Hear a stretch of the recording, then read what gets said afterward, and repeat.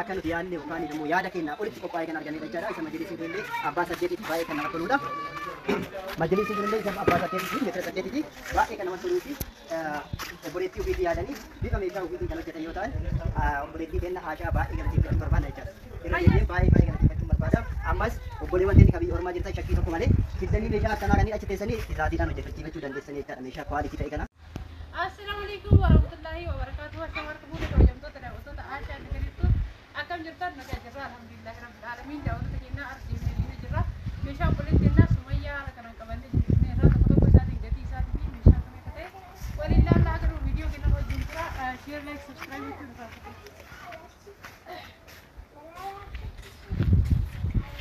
hayya daawwatu keenya akkuma argitan kana asirratti jira asirratti kumsaatiin jira jechuudha. Daawwatu keenya tartiibuma meeshaa baay'ee jira. Meeshaa mana keessatti hundi isa tokko tokko nutti agarsiisa.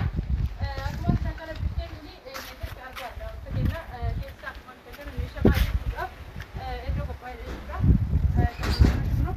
Akkuma argitan kana keessaa kan qabne kan waan hojjetamee jira. Mastaatii yoo ta'e meeshaa qophaa'uudha.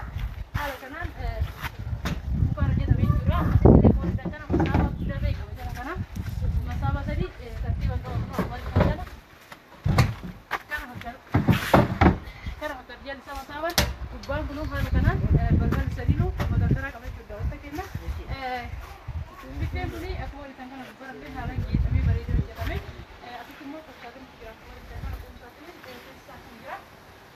Suuraa iddoo kun iddoo uffata isaa qabu jechuudha. Wanta keenya gamaa gamanaan immoo iddoo uffata garagaramuudha. Haati illee waan laafii warri keessa barbaadanillee akkuma laallachuu dandeessanii gubbaarallee iddoo konfartii qaba. Kunoo konfartii fi biddilibsi adda addaa. Kunoo kana fakkaatee jirudha. Wanta keenya hordofachuu barbaadan lakkoofsa bira keenya dhugoon 976 shantama jechuudhaan dhimma WhatsApp telegiraamii qabnee jirudha. Wanta keenya asirratti immoo argatu jira. Akkuma kana argamu kana namni hundi jaalatee kalarii adiidhaan kalarii diimaadhaan hojjetamaa jira.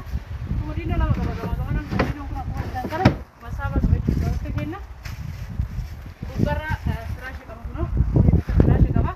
Asiin immoo algaa libsi qaba jechuudha. Wanta keenya tiraasii lama qaba algaa libsiin isaa tiraasii jira memorii kana fakkaata jechuudha. Wanta keenya share like subscribe gochuudhaan deeggarsiisuun qabatina. Meeshaa mukaa xumuree meeshaa mana keessaa mijatti kan inni agarsiisa. Asitti akkuma argitan kana istaandii qabdi TV inchi 43 kan qabachuu danda'u jechuudha. Wanta keenya kana fakkaata. Kuni awwaaree jira deemsa wal goone. Asiin akkuma kana balbala qaba. Asiin immoo iddoo jikkaa singalu qaba jechuudha. Wanta keenya asitti iddoo qabaa adda addaa kaatan qaba jechuudha. Istaandiin kuni akkasumas firiijii qabdi abbaan leetirii afurtam ulamatu asir ayyera wanta keenya kana fakkaata. Akka argitan kana lafatti immoo majliisitu jira. Majliisii abbaatti kinatti isaa diigamaati. Suuraa akkuma argitan kana abbaatti kinatti diigama.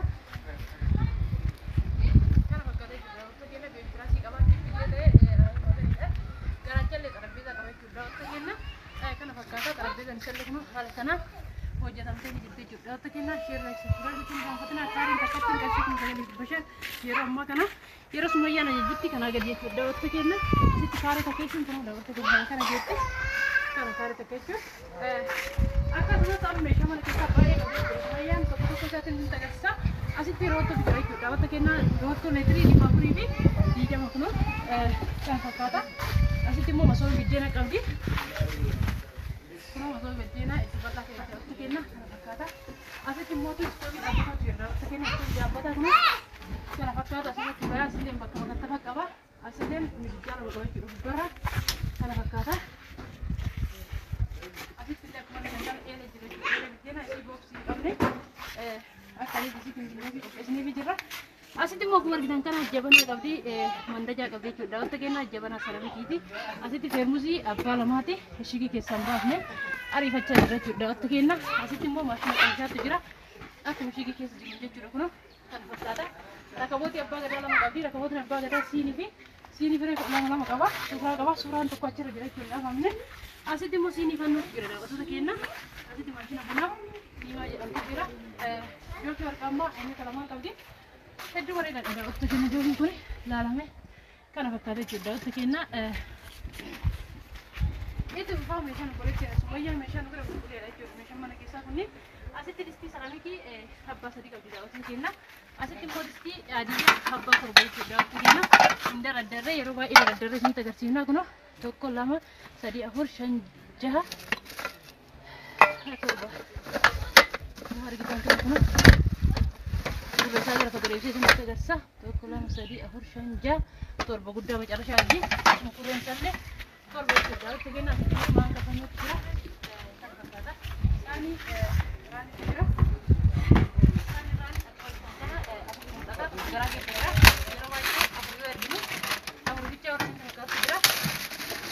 Bicha kuno gara keessa jechuudha. Takenna kana wal sadii kana lama jira 5 jechuudha. Asitti illee global saanidhaan daradaramne 1 2 3 4 5 global saanii fireeshan jechuudha. Asitti immoo oovini jira. Oovini akkuma argitu kana paatara qabachuudha of keessa baasii tajaajiludhaaf ariitirra jira jechuudha. Takenna achitti immoo iyyuu maashina juusitu jira. Kuno maashini juusi asitti argama daawwatti kenna. Share like subscribe gochuun kaafatina. Asitti immoo saanii galmisi jira daawwatti kenna saanii galmisi jira kiri jira. Isin sun bakka qaba asitti. Waan isin agarsiisuu irraa kan yoo jiraate illee isuma isin jecha daawwatti kenna maashina bareeddina sumayyaa kana fakkaata. Egaa ashaa yoo wanna jettee isaa dhafeeri. Isaa yaada kennuu barbaada. Yaada. Warra sumayyaati miti. Aiseen akka ashaa jise.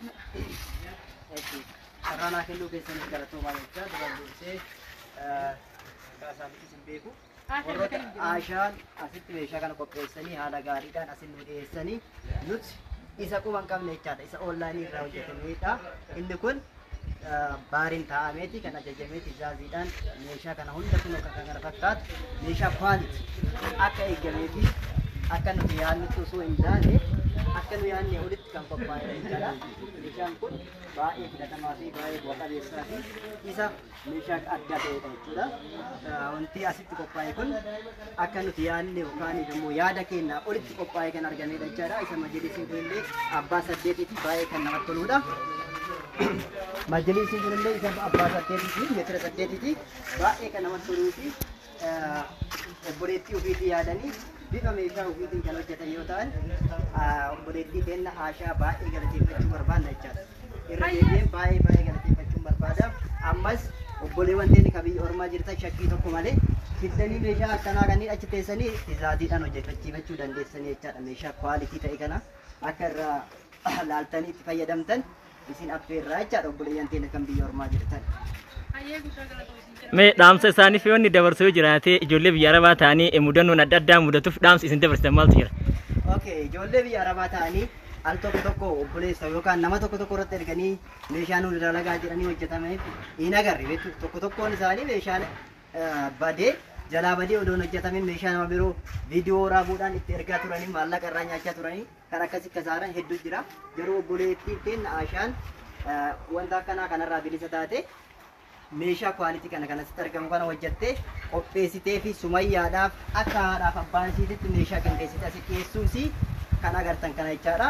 Kanaaf obboleeyyan akka sumayyaa hundi keessanuu asirratti laaltanii hordoftanii akka hojii kana itti buuftanii obboleettii keenya ashaa irraa akka fayyadamtan isiniin jechuu barbaada.